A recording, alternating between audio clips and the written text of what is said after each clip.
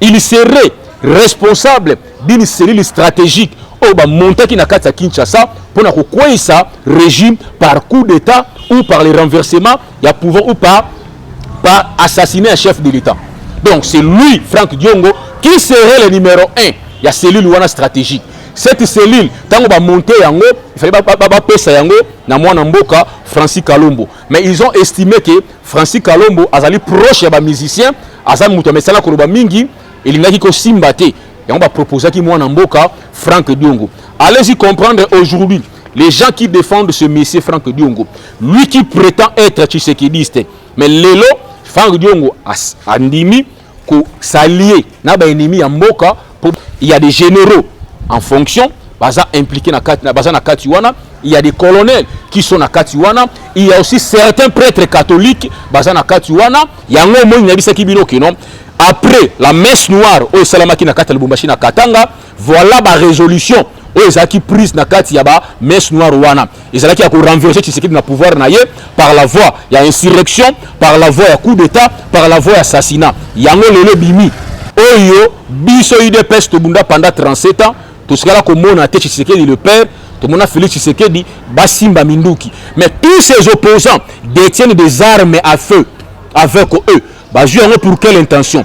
Est-ce que Bayaka dans une marche, Bayaka dans un meeting avec les armes à feu? Posez-vous des questions. Au moment où il y a sous des liens avec le régime passé. On vient d'arrêter aussi les colonels qui commis à la garde de l'ancien président, notamment le colonel Youss. Il est aussi arrêté. Parce que ces messieurs aussi seraient impliqués dans le complot. Bon, comprendre que le complot va associer tous les soi-disant opposés à Congo parce que les impérialistes vont comprendre que non, Tshisekedi ne fait que défendre l'intérêt à Congo au détriment de l'intérêt à Bango. Voilà, Lelo a commis bête noire, il faut exécuter, il faut mettre fin à Tshisekedi parce que s'il continue, Bambo va la frapper dans la crise Mokoboye. Ma tête un peu doit répondre devant la justice. Aye bisabiso 5 milliards nabiso ya mbongo. O ba chaki na disposition na comme premier ministre pour réaliser 10 projets et kenda wapi. Mbongo 1000 écoles et kenda wapi. Mbongo wana tout yango tout na ma tête en pogno, yango moni procureur déjà a esté une action judiciaire contre Messi. Ma tête en pogno a kenda na niveau ya Sénat pour na ko senga ba lever ba immunité na ye. Et heureusement le président ya Sénat ebisaki procureur que non. Depuis ba longola ba immunité ma tête en pogno ti sikoyo nanu a recouvrer ba immunité na yeti. Donc les simatata ba ko entendre ye ayebisa biso mbongo na biso ba congolais oyo ba konati ba masangu na bukanga lonjo e boti ba université na Kindu ayebisa biso mbongo ane kenda wapi oyo ba chaki po ba réhabiliter aéroport ya Njili, aéroport ya Luano, mbongo ane kenda wapi. Mbongo wa fibre optique voulais-je dire, mbongo wa passerelle et kenda wapi. C'est à ma tête ya koyebisa biso lorsque la Guinée Conakry ayebisa biso que non, je retourne dans mon pays pour affronter la justice na démontrer mon azali innocent. Mais pourquoi il a commis kobanga azobanga nini lui qui prétend être innocent. Bonjour ou bonsoir, ça dépend l'heure à laquelle Bolanda magazine Nabiso Yokabaz à travers notre chaîne La Voix Céleste Izali Wabino Molobeli, le sénateur Marcel ou Naeto Mekampe ko partager au Italie ba information en Mboka Nabiso parce que l'amour du Congo nous dévore. Au sommaire de notre émission, Tokolobela d'abord sur l'arrestation de Yamon Mboka Franck Diongo, qui a arrêté récemment ici par nos services, il y a des MIAP. Tokolobela lisusu adresse Oyo Kabila à lobby à Kolobana ba Congolais après Kokuta Nanaba Oyezalaki bureau na politique na kati ya Kingakati, il a jugé bon ya s'adresser na peuple congolais. Tokolobela lisusu rapport Oyo Nations Unies au Bimisa concernant agression rwandaise na kati ya mboka na biso.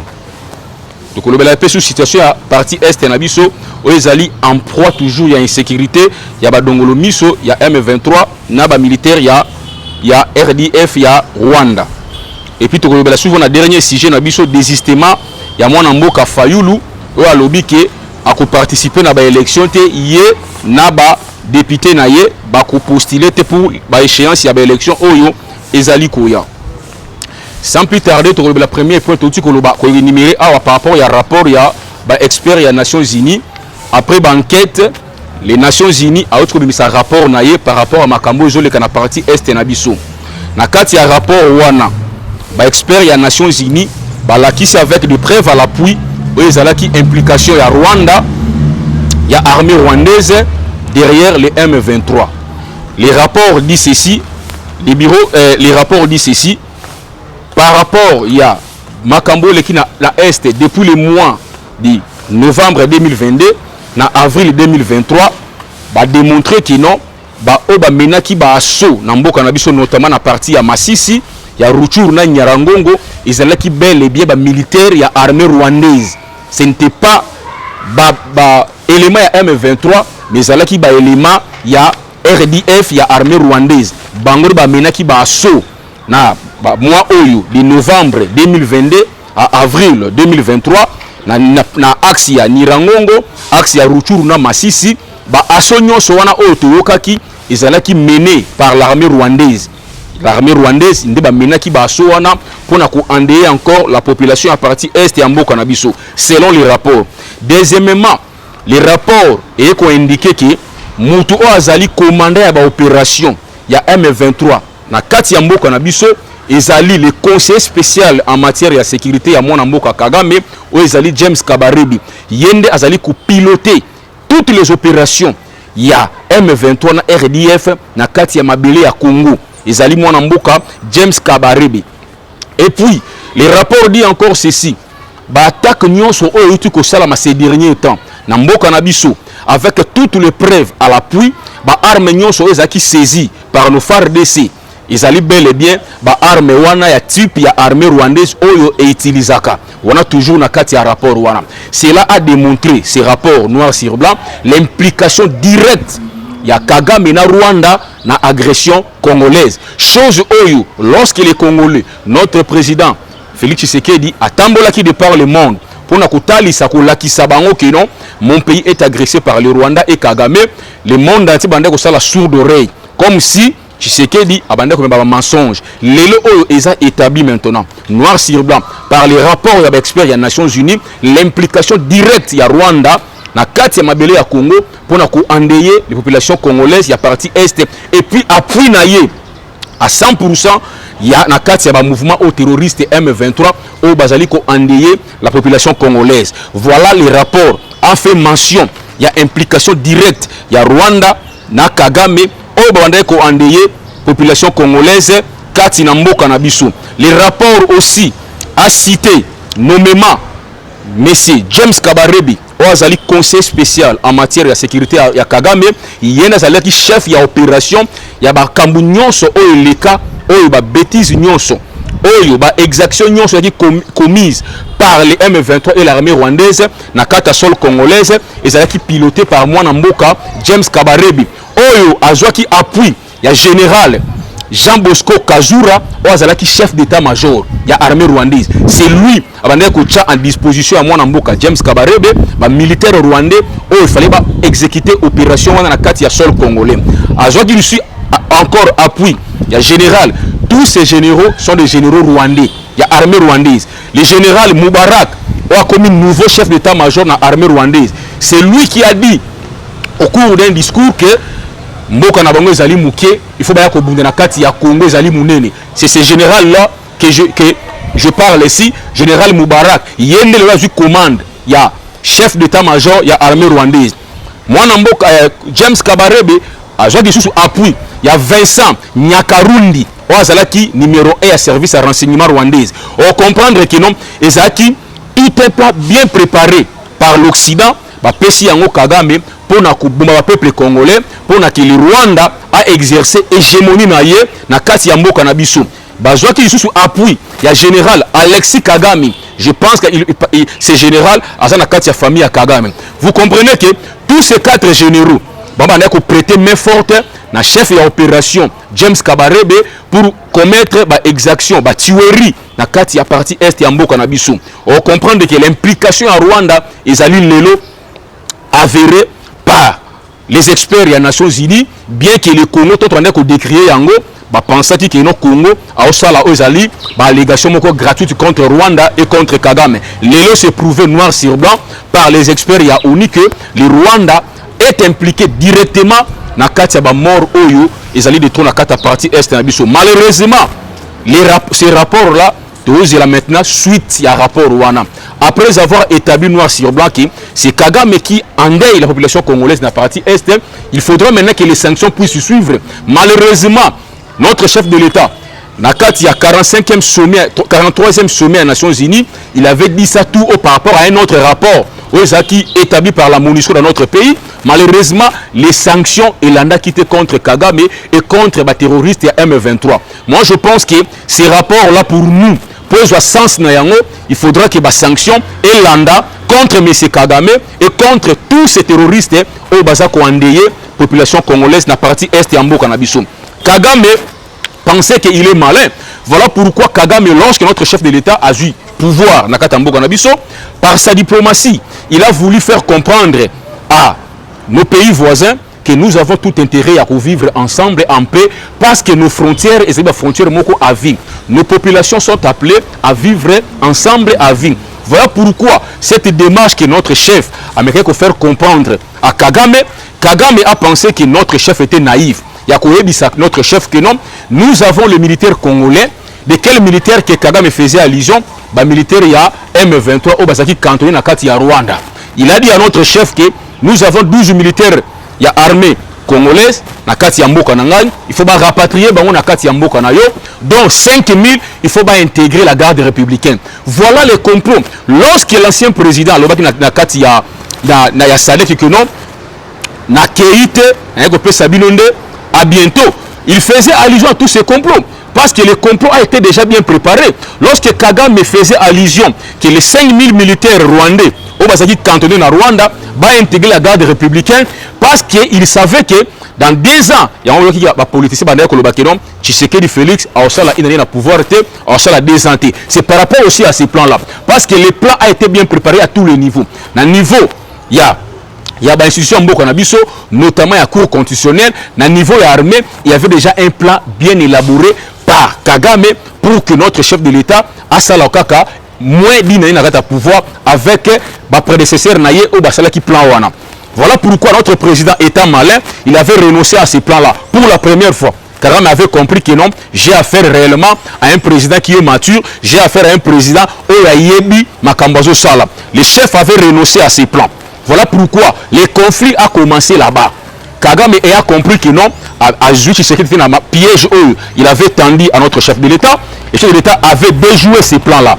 Voilà aujourd'hui, face à cela, notre chef de l'État, à la recherche toujours de la solution en Bokanabiso, il a sillonné toutes les capitales occidentaux pour la Koluka Kimi na Katambo Kanabiso. Malheureusement, les impérialistes, c'est eux qui sont promoteurs et plan au Kagame a porter l'élo. Basala qui sourd d'oreille, boy pour répondre favorablement aux ala qui démarrent, il y a notre chef de l'État, il y a quoi aider Mbokanabiso. Aujourd'hui, le chef a décidé maintenant, il y a quoi remuer la relation avec la Chine, azali partenaire économique il y a monde entier. Cela maintenant a compliqué encore beaucoup de cartes, il y a impérialistes, notamment les Français, les Occidentaux, les Américains et les autres. Voilà pourquoi Lelo comme il jouer le tout pour le tout, Nassime Kagame pour mettre fin au régime ya mwana mboka Félix Tshisekedi. Notre chef de l'État a été victime d'un complot international. Voilà pourquoi la stratégie était quoi? Et c'est là que va armer, va ravitailler les M23 par des armes lourdes, par un arsenal, il y a logistique conséquent pour faire tomber Goma ou Ezali, une grande ville, pour soumettre notre président à négocier avec eux. Allez, pour que à la suite, Batouana va présenter aux Ezali cahier de charge Nabango, il y a Kondima aux Ezali qui cahier de charge Nabango, il y a accepter que non, le militaire rwandais au Bundanakati M23 va intégrer l'armée, va encore grade, il y a l'icolo, généraux, colonel, pour que parti civil va intégrer l'institution en Mboka. Voilà chose qui n'a pas réussi parce que les FARDC, qui osagé, va réussir à mettre, à contenir tous les assauts il y a M23. Voilà la stratégie et mais qui a échoué. Bien que va baisser les bras, va continuer par la bénédiction à France et aux États-Unis. Mais l'autre monde lelo, maintenant va comprendre que non, ces plans va mettre en simbité. Maintenant va changer formule. Voilà pourquoi le monaki va bengi.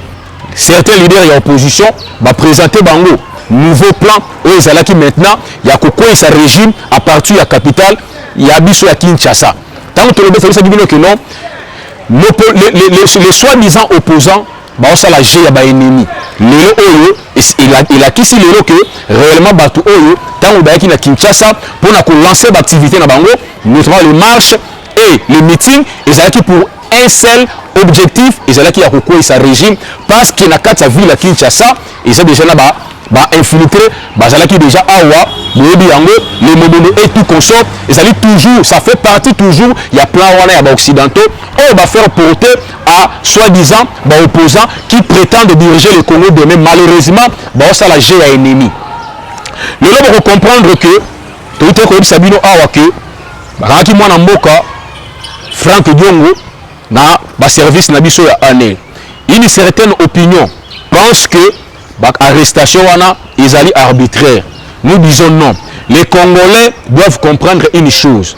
Les opposants congolais ont l'habitude de se victimiser pendant qu'ils naissent opposés à actes anti-patrie. Vous devez d'abord comprendre que non, nos services d'intelligence, notamment l'ANER, la DENIAP, d'abord par définition, la DENIAP veut dire quoi? Détection militaire des activités anti-patrie. Ce que mon ami peut interpeller, c'est que les opposés contre la nation. Comme Franck Diongo, sans ignorer que récemment Salomon Skadela, conseiller spécial, il y a Moïse Katumbi. Beaucoup une certaine opinion créé qui n'a acharnement. Les Oyo, pèse nos services raison. Après les interrogatoires, il y a mon ami Salomon Skadela. D'abord, j'aimerais dire que lorsqu'il a été arrêté dans l'aéroport Yandjili, en lui, on avait trouvé 4 téléphones, dont 2 téléphones appartenaient à Moïse Katumbi, 2 autres à qui aillé. Maintenant nos services, parce que Bandakala, nos services collaborent avec les services de société de télécommunication en Bokanabiso. Kenda qui na niveau ya société de télécommunication, mais c'est relever sur l'appel. Il y a la communication, le téléphone et ça là. Mais c'est là qui est scandaleux. Comment on a la conversation. Il y a soi-disant des opposants au Congo, ils communiquent avec les ennemis. Il y a Mboka, les M23, Kagame et d'autres officiels rwandais, Bana Mboka, Salomon Skadela, na Katumbi, en conversation à Bango pour reconnaître le régime. Il y a Félix Tshisekedi. Voilà pourquoi nos services. Tango Salomon Skadela a passé dans l'interrogatoire, monsieur, tu as tout intérêt à collaborer avec la justice, Soko Lingi, Ozala MP, Soko Lingi un peu à l'aise, essayer de collaborer avec la justice et aux Amalam pour la vie politique, il y a lobby. Et le monsieur était d'accord, il a collaboré avec la justice. Il a passé dans 3 interrogatoires. Parmi ces 3 interrogatoires, il a qui filmé. Oh, Yemoko. Salomon Skadela, il a avoué le complot qui s'est tramé par ces soi-disant opposants. Il y a beaucoup de beaucoup de bruit avec leurs journalistes au Bazali, incapables de démontrer les preuves contraires à Salomon Alobi. Salomon Skadela, il a cité à 3 reprises Mwanamboka Franck Diongo.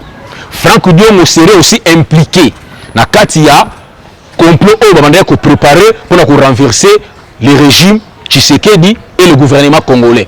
Mais je pense que Mwanamboka Franck Diongo n'est pas sa première forfait. Vous vous souviendrez, Bolanda, déclaration Oyo, Mwanamboka, président MDCO à Salaki, à Lobaki par rapport à Franck Diongo. Franck Diongo, à Salaki, agent service et intelligence Yamboka Nabiso, depuis l'époque de Mobutu. D'ailleurs, ceux qui ayaki na pembe de Papa Etienne Tshisekedi ayaki pour une seule mission, il y a infiltrer l'opposition. Donc Franck Diongo faisait le jeu déjà, il y a le pouvoir le Kanamboka Nabiso, il n'est pas opposant. Il a toujours été à côté de l'ennemi en Mboka Nabiso. Il avait infiltré l'opposition en son temps avec le fait Etienne Tshisekedi pour l'information opposition que on a pouvoir. Il n'est pas dans son premier forfait. Donc c'est un monsieur d'abord très dangereux. Lorsqu'il a été appréhendé par nos services d'abord, Bakutaki arme moko na kata mutu kanaye. Mais problème à armes ils ont posé problème parce que le monsieur détenait tous les documents où ils ont payé droit ya kotambola na munduki. problème est à Mundu Kiti. D'abord, les gens doivent comprendre que Batindela Franck Diongo, 3 invitations. À ce qu'il répondre, na demi pour entendre rien.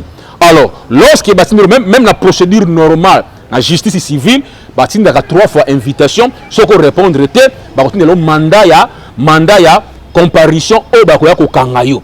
C'est ce qui a été fait. Procédure, il y a Franck Diongo, et ça qui procédure normale. Parce que les messieurs, nos services, il y a des miap, Batindela a 3 fois invitation à répondre à ti. Yango wana bakangakiye, a utaki matanga, nakati ya 51. Nakati ya mutu kana otolo ba awa, bakutaki arme. Mais l'arme ne pose pas problème parce qu'il y a des documents ou des par l'État congolais pour na atambula na arme.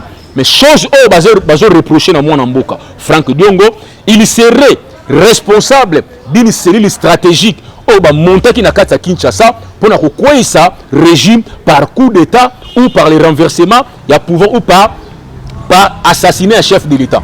Donc c'est lui Franck Diongo qui serait le numéro 1 ya cellule wana stratégique.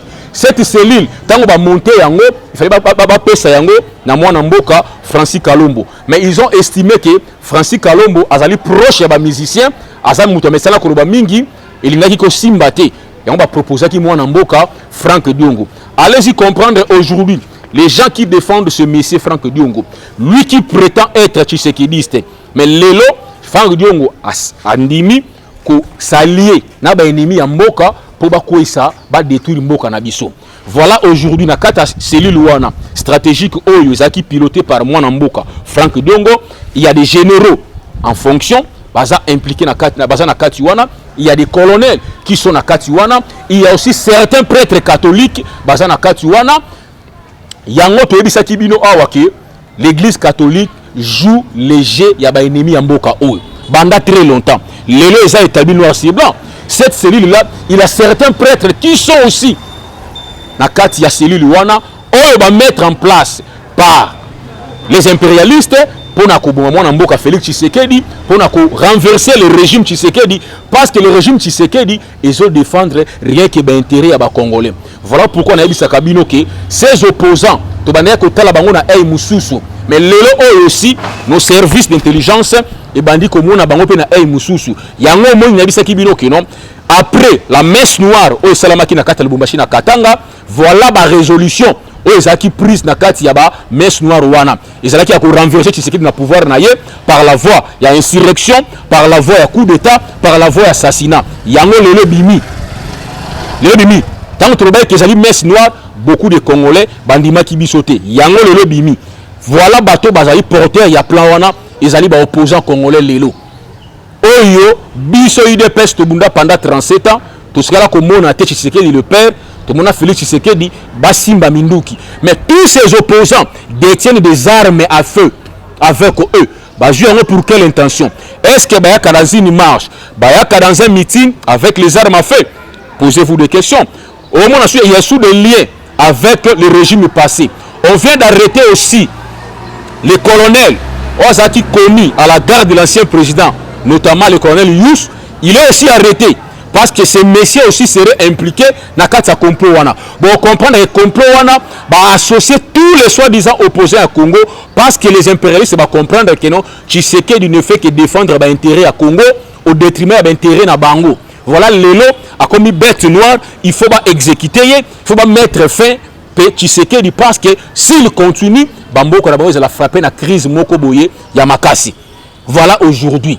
Et vous êtes aussi sans ignorer, avant-hier, nos services d'intelligence, Kitaki Nandaku ya mwana mboka Dunia Kilanga, Wazali secrétaire ya PPRD. Vous comprenez? Bakite Kuna, pour ça la perquisition. Vous vous souvenez encore de Monaki Shadari Namboka Alobaki, ceux qui va toucher, va paralyser Mboka On. Balanga jouant toujours ezaki na kata ba étude ya ba service na biso babanda ko landela bango malembe o babanda ko ba makambo o babanda ko préparer na si yango lelo makambo wana bimi na polele par l'intelligence et la sagesse ya ba service na biso lelo oyo na bisa kabino à chaque fois la nerf la demiap ba interpeller ka mutu pamba ti na auto pesa bino par définition débia peliyo ko lobanini détection militaire des activités anti-patrie. Voilà que la DENIAP a 4 prérogatives ya kokanga mwana mboka Frank Diongo parce que l'activité est contre la nation. Il y a créer coup d'état, il y a créer insurrection à Katamboka et ces gens pareils, to ko benga bango baba congolais.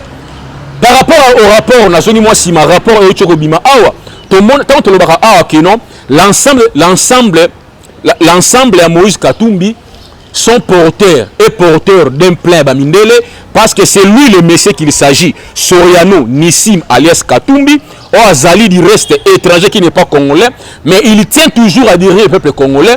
Parce qu'il porteur, il y a un plan macabre pour déstabiliser l'institution en Mboka Nabiso.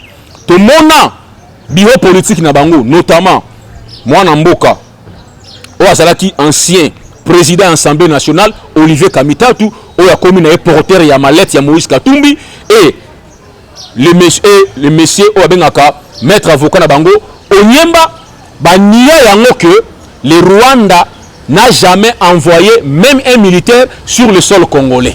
Au cours des émissions télévisées, les images sont là.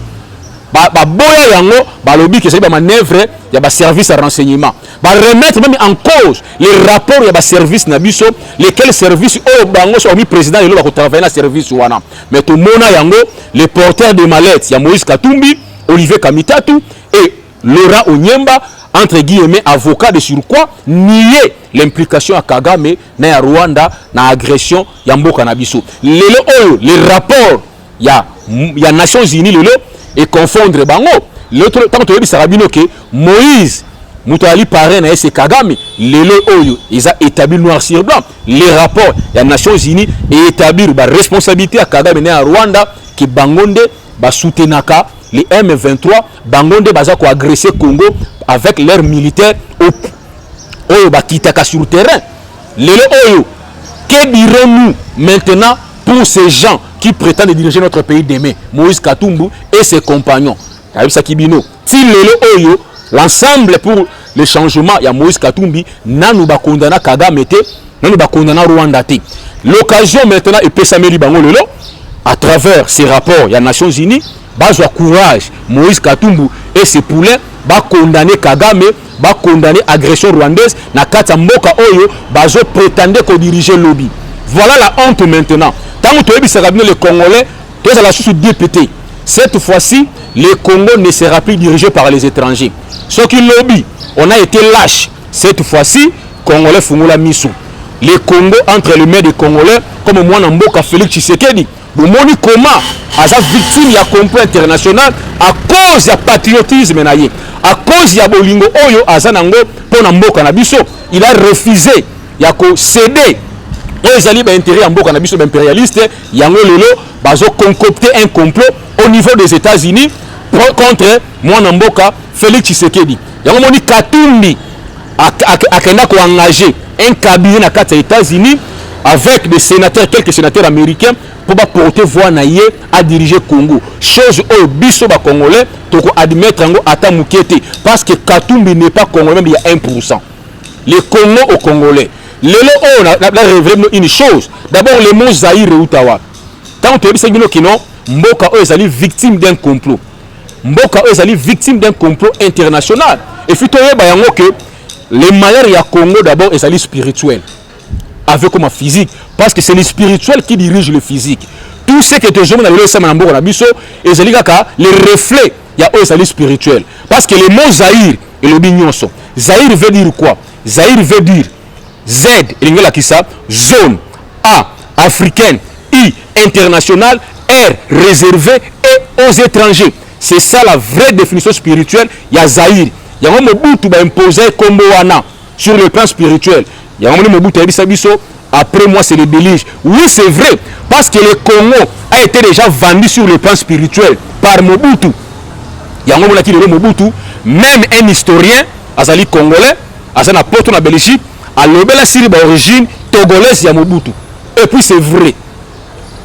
Deuxièmement, tous les vrais Congolais, les dirigeants Mboka Oyo, sont toujours victimes d'assassinat, notamment Mouzé Kabila.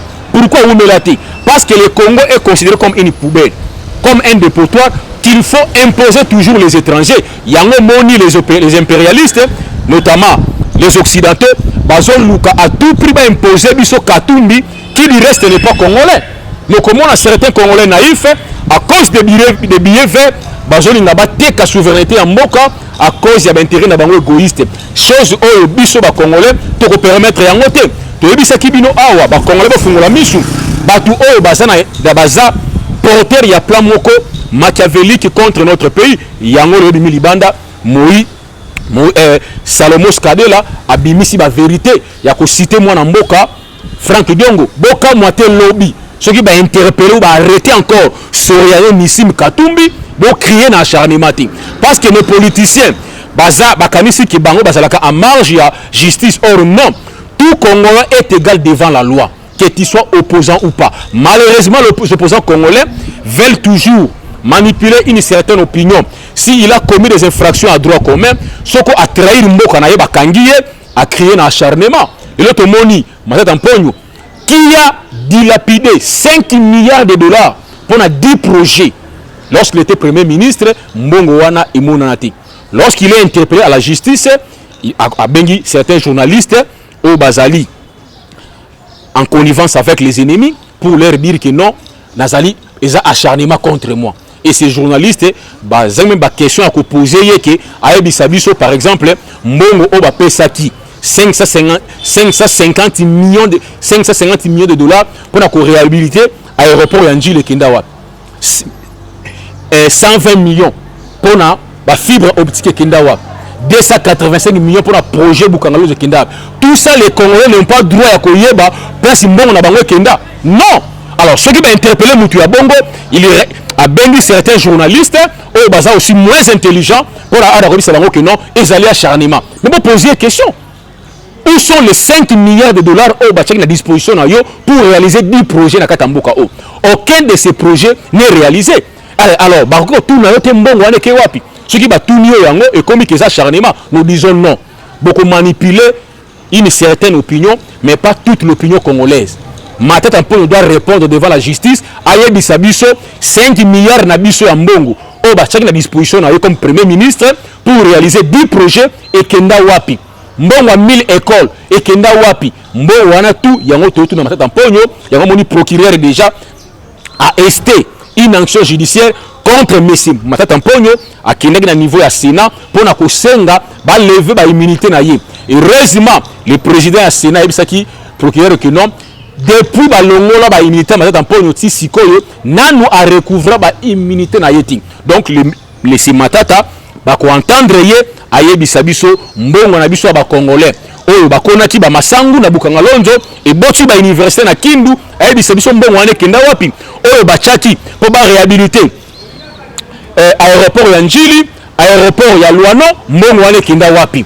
Mbongo wa fibre optique, voulais-je dire, mbongo wa passerelle et Kenda Wapi. C'est à Matata ya koyebisa biso. Lorsque la Guinée Conakry, ayebisa ki biso que non, je retourne dans mon pays pour affronter la justice, na démontrer mon azali innocent. Mais pourquoi il y a comme Kobanga, Azobanga nini, lui qui prétend être innocent. Aya ko répond la justice, mbongo na biso ya Bukangalonzo, ya fibre optique. Ya nini eke wapi bana mboka tolali tolamuki toyoki monsieur Kabila abengisi ba collaborateur na ye pona koyebisa bango que il va faire une adresse na peuple congolais. Vraiment pona biso eza nango sans objet. Mais tolingi mpe tolobela monsieur Kabila, tu as fait 18 ans dans ce pays. Ata mukolo moko te olobela peuple congolais. Peuple congolais oyo lelo offert souffrir pendant 18 ans. Lelo oyo tomoni Kabila prend le luxe ya kotinda ba émissaire na ye na ba capitale occidentale ko accuser mwana mboka Félix Tshisekedi comme quoi Tshisekedi est dictateur, Tshisekedi a privé de la liberté na ye. Il a dit beaucoup de choses. Lelo oyo ba émissaire na ba ke partout, mais je me suis posé la question, est-ce que Kabila azana ba conseiller ya malam? Est-ce que Kabila lui-même est-ce qu'il réfléchit vraiment? Lelo oyo soki Kabila avanda calmement na kati ya mboka oyo ezali grâce ya Félix Tshisekedi na mboka oyo. Avec tout le mal oyo a causé na peuple congolais. Lelo Kabila alinga comme donneur de leçons ya koyebisa biso que Tshisekedi est dictateur. Mais Kabila, tu dois être sérieux quand même, monsieur. Il doit être sérieux. Ce n'est pas à vous. Il y a la donneur des leçons.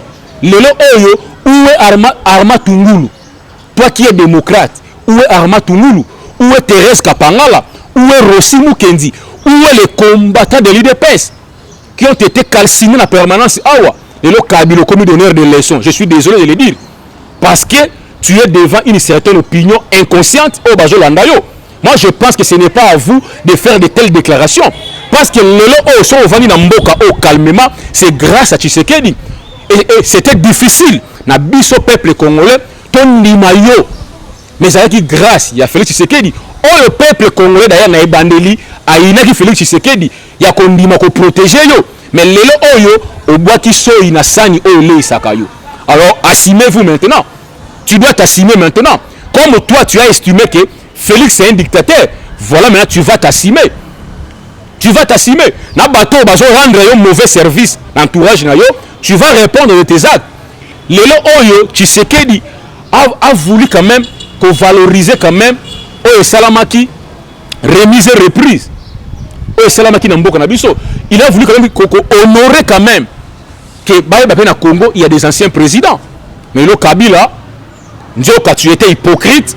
Nassé, aujourd'hui, tu as malheur à Félix Tshisekedi. Tu envoies tes émissaires dans la capitale occidentale, dans l'Afrique du Sud, dans la SADC, pour leur dire que non, Bayako recadrer Félix Tshisekedi. Qui es-tu, Kabila?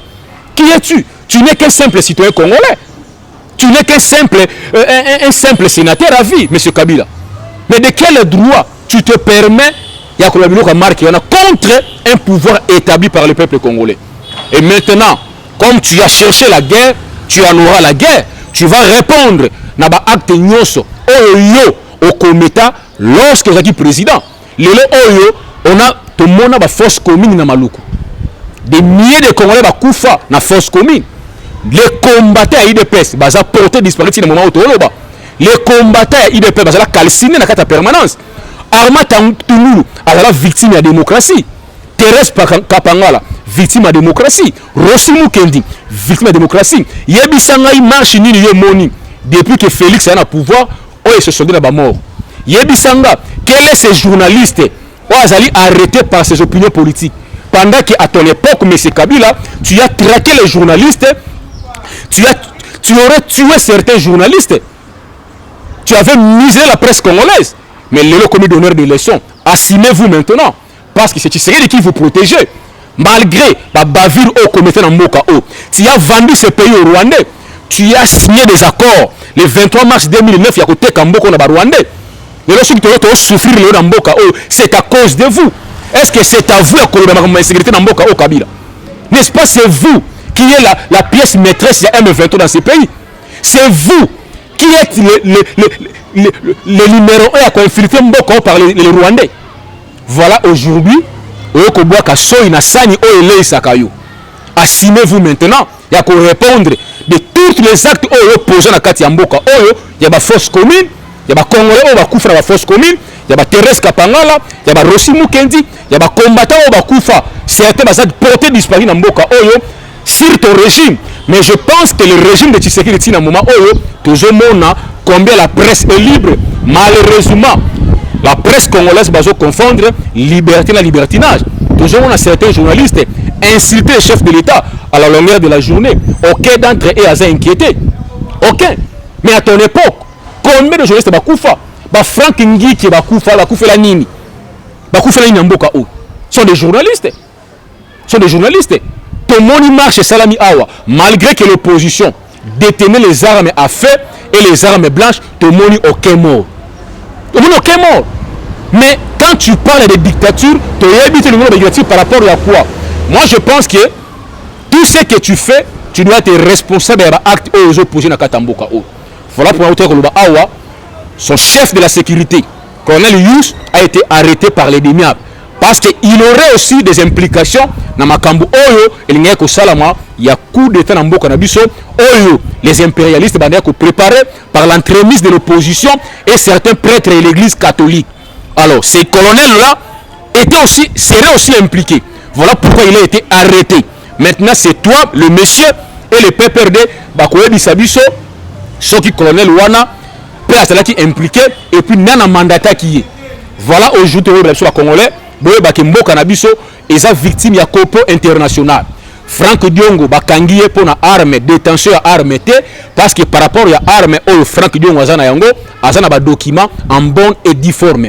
Bakangiye parce que Salomon Skadela aurait cité son nom en 3 reprises dans l'interrogatoire que Franck Diongo azali responsable ya une cellule stratégique oyo ba montaki pona ko kwesa régime à Tshisekedi pour commettre coup d'état. Voilà pourquoi, voilà les motifs. Il y a arrestation, il y a Franck Diongo. Bobo Sanate, Franck Diongo serait déjà un infiltré dans l'opposition depuis l'époque de Mobutu.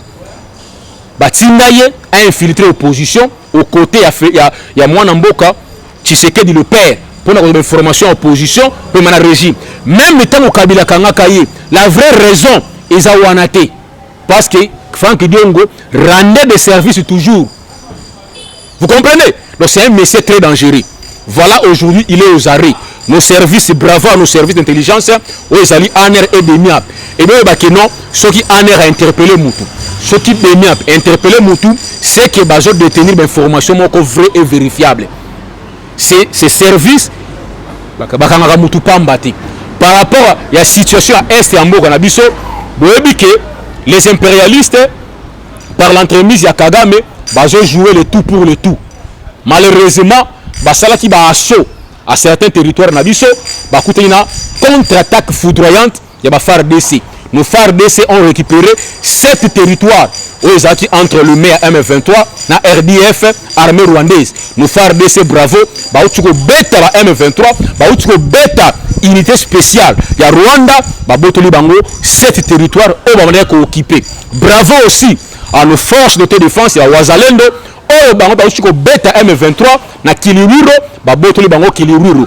Coup de chapeau, la force nabiso au basa sur terrain, au s'est décidé cette fois-ci de mettre en route le Rwanda et son armée Katambo Kanabiso. Yango Boyokaki, notre chef d'état-major, le général Chiwewe, na adresse naye, na causerie morale na militaire, il a été clair. Cette fois-ci, tu nombré na option défensive, tu commis na option offensive. Parce que depuis guerre au Bandaki, 4 ans d'Iran, nos FARDC sont toujours à la défensive parce que ça va respectuer il y a des corps, il y a des principes. Aujourd'hui maintenant, nos FARDC ont option mususu comme le chef l'avait dit, il y a Suisse que la patience a ses limites. Cette fois-ci maintenant, déclaration pour initier dans le service, il y a renseignement, il y a militaire, il y a langage wana et une déclaration de guerre contre le Rwanda. Nayebi Sakibino que Tshisekedi avait pris son mal en patience, il a accepté tout qu'il pouvait accepter à intérêt à Koluka Kinya. Cette fois-ci, le Congo est déterminé maintenant d'aller en guerre contre le Rwanda. Parce que Tshisekedi déjà, il a épuisé toutes les options diplomatiques. Mais les décideurs du monde ont sali sourd d'oreille. Donc on va surtout dénoncer le sous-sous complet la France zali kosala. Tout le monde la France a tini émissaire na Katangola pour gangela le président angolais ko senga que non l'Angola a tini ba militaire na été na cadre ya SADC. Ba tini encore un autre émissaire na Afrique du Sud pour ko lobela président Ramaphosa que les Sud-Africains ba tini ba militaire était na cadre ya SADC. Bon comprendre que le ba impérialiste ba na perte à vitesse parce que déjà Tshisekedi bandaki yango tant a tchaki déjà aiko décréter état de siège aiko kanga mwanga chuchu azaki principal fournisseur de minerais congolais na impérialiste tout ça ba impérialiste ba digérer ki yango mabe. Voilà pourquoi les ba sont multiplier ba complot na niveau ba États-Unis partout pour na koluka toujours ko déstabiliser Congo pour na ko détruire Congo mais tolobi était mboka o malheureusement sur le plan spirituel déjà le Congo déjà a vaincu. Tshisekedi avait déjà vaincu parce qu'il avait dédié ce pays entre les mains de Dieu. Parce que le combat d'abord était spirituel. Dès lors que sur le plan spirituel, Tshisekedi les avait vaincus, Oetikali, ils ont dit c'est reflet des spirituels. Yango Moni, malgré toutes les manœuvres, impérialistes, les Américains et tout consort, ils ont toujours soldé à l'échec parce que le Congo avait déjà vaincu sur le plan spirituel. Voilà pourquoi tu as dit Sabino Lelo que la France joue le tout pour le tout. les États-Unis jouent le tout pour le tout. Malheureusement, toutes les manœuvres là, ils ont déjà dévoilé. Mwana Mboka Moïse Katumbi, alias Soriano Nissim, il est toujours à la manœuvre. Il y a plan au PCI. Il tenterait de corrompre 40 agents. Il y a CENI pour discréditer l'élection où ils allaient se pointer à l'horizon en décembre. Ils ont fait ça à dessein pour que ces agents, tant qu'ils sont corrompus, se retirer dans CENI pour jeter le discrédit dans CENI. Voilà, tu dis ce qui dit que non, CENI wana et ça malamouté. Malheureusement, certains de ces agents ont dénoncé cela. Voilà les ennemis en Mboka Oyo, Soriano Nissim alias Katumbi, qui n'est pas congolais, mais qui veut semer les troubles par la bénédiction de maître impérialiste, les Français et les Américains. Il veut semer les troubles et les chaos dans notre pays. Nous disons non. Plan nyonso bazo sala, ils ont toujours étalé dans le grand public parce que Nzambe alingi Mboka Oyo. Et batiki wanate, tout le monde est sous. Les hommes en uniforme qui n'est pas encore identifié, Moni Bango, Nakatia, Bakongo Kuna. Bon, comprendre que Batu Oyo, qui déterminé.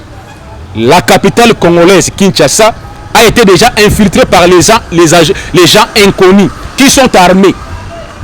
Moni, certains hommes en uniforme non identifiés, Nakatia, Bakongo.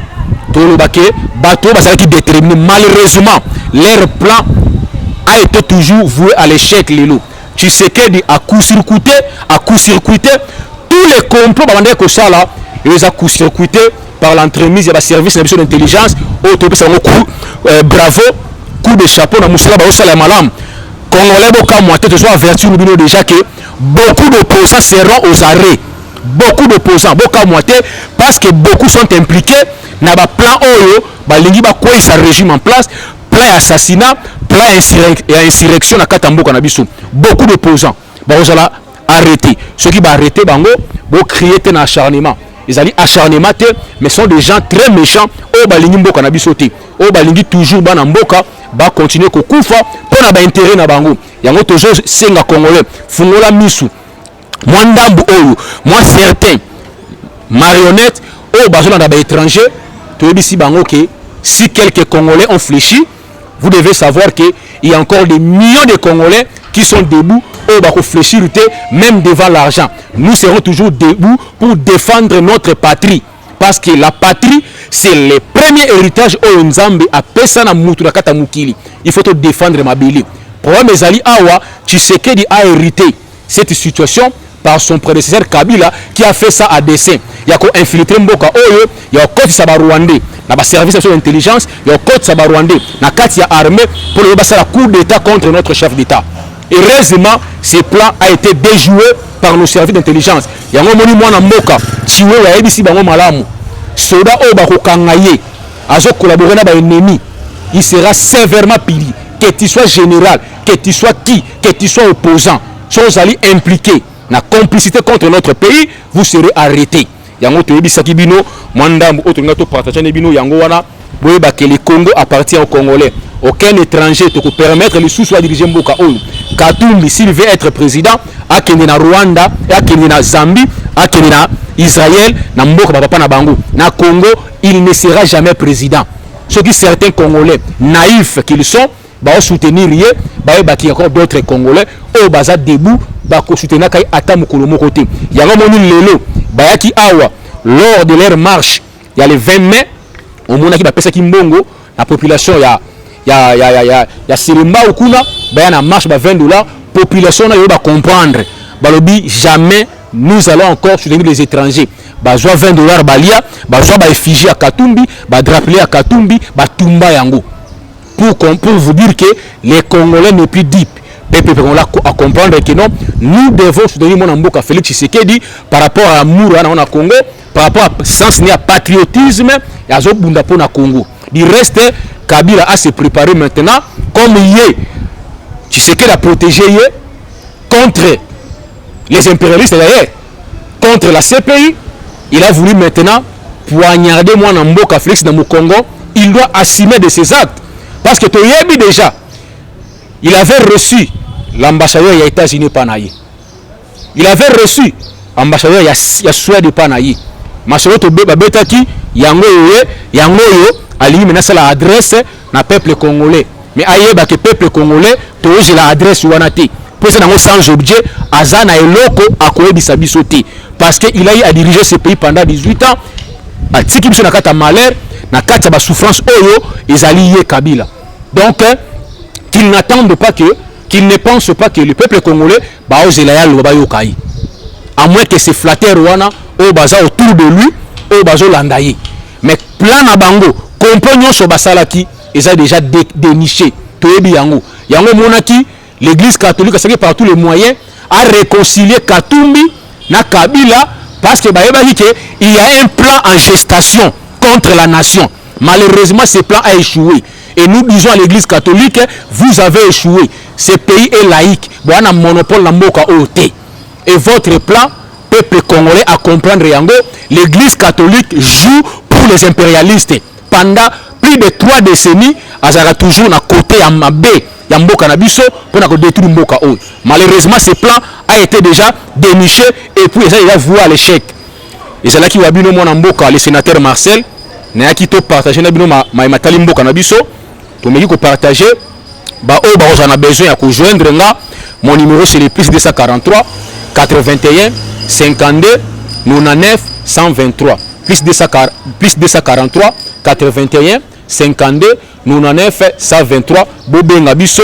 Il y a d'autres informations pour continuer même libanda ya caméra. Nous allons pour défendre toujours l'intérêt en Mboka Nabiso car l'amour du Congo nous devons. Isa Wabino le sénateur Marcel te coûte à la prochaine émission. Bye bye. Ici alias Katumbi qui n'est pas congolais mais qui veut semer les troubles par la bénédiction de maître impérialiste, les Français et les Américains, ils veulent semer les troubles et les chaos dans notre pays. Nous disons non. Bah plan non ce bazo ça là, ils ont toujours étalé dans le grand public parce que Nzambe aligni mboka oyo. Et batiki wanate tout le monde lisusu. Les hommes en uniforme qui n'est pas encore identifié, bah moni bango nakatia ba Congo kuna. Bon, comprendre que Batu Oyo, qui déterminé.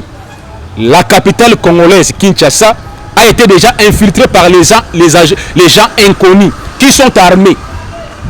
Moni, certains hommes en uniforme non identifiés na Katia, Ba Congo. Batu qui déterminé. Malheureusement, leur plan a été toujours voué à l'échec. Tu sais qu'il a court-circuité, tous les complots, ils ont court-circuité par l'entremise de service d'intelligence. Bravo, coup de chapeau dans Moussala Baosala Malam. Congolais, tu dois avertir nous déjà que beaucoup d'opposants seront aux arrêts. Beaucoup d'opposants, parce que beaucoup sont impliqués dans le plan Oyo, balingi ba quoi ça régime en place, plan assassinat, plan insurrection à Katambo Kanabiso. Beaucoup d'opposants, baosala arrêter. Ceux qui vont arrêter bango, vont créer un acharnement. Ils allaient acharnement, mais sont des gens très méchants. Au balingi mboka na bisoté. Au balingi toujours bana mboka, ba continuer ko kufa pour na ba intérêt na bango. Yango toujours senga congolais, fungola misu. Moi ndambu oyo, moi certain marionnette au bazona na ba étranger, to yebisi bango que si quelques Congolais ont fléchi, vous devez savoir qu'il y a encore des millions de Congolais qui sont debout au bas fléchir même devant l'argent. Nous serons toujours debout pour défendre notre patrie. Parce que la patrie, c'est le premier héritage au Nzambe à Pesana Muturakata Mukili. Il faut te défendre ma bili. Problème Ezali Awa, Tshisekedi a hérité cette situation par son prédécesseur Kabila qui a fait ça à dessein. Il y a infiltré Mboka Oyo, il y a côté Saba Rwandais, dans le service d'intelligence, il y a côté Saba Rwandais, dans le armée pour le passer la coup d'État contre notre chef d'État. Heureusement, ce plan a été déjoué par nos services d'intelligence. Il y a un moment où Mboka, Tiwe, il y a un malamu. Soda Oba Kokangaye, Azo collaborer avec l'ennemi, il sera sévèrement puni. Que tu sois général, que tu sois qui, que tu sois opposant, sont allés impliqués. La complicité contre notre pays, vous serez arrêtés. Yango toyebi sakibino mwandambu otungato partager bino yango wana boyeba que le Congo appartient aux Congolais. Aucun étranger te peut permettre les sous-soins diriger Mboka oyo. Katumbi s'il veut être président, a kende na Rwanda, a kende na Zambie, akende Israël na mboka papa na bango na Congo, il ne sera jamais président.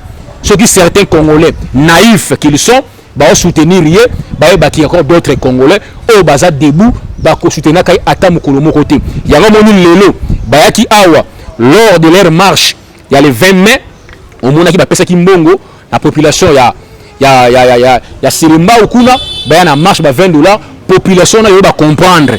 Ba lobi jamais nous allons encore soutenir les étrangers. Bazwa $20 balia, bazwa ba effigie à Katumbi, ba drapeau à Katumbi, ba tumba yango. Pour vous dire que les Congolais ne plus deep. Peuple congolais à comprendre que non, nous devons soutenir mon amboka Félix Tshisekedi par rapport à l'amour à Congo, par rapport à sens à patriotisme et à Zobunda pour na Congo. Du reste, Kabila a se préparé maintenant comme il est.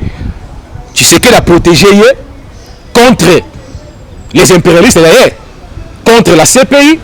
Il a voulu maintenant poignarder mon amboka Félix dans mon Congo. Il doit assumer de ses actes. Parce que Toyebi déjà, il avait reçu l'ambassadeur des États-Unis Panayi. Il avait reçu l'ambassadeur de Suède Panayi. Masolo Tobe Babetaki, Yango yo, Ali maintenant c'est l'adresse na peuple congolais. Mais aïe ba que peuple congolais, j'ai l'adresse Wanati. Pour ça dans sans objet, Azana et Loko a Koyebi Sabisoti. Parce qu'il a eu à diriger ce pays pendant 18 ans.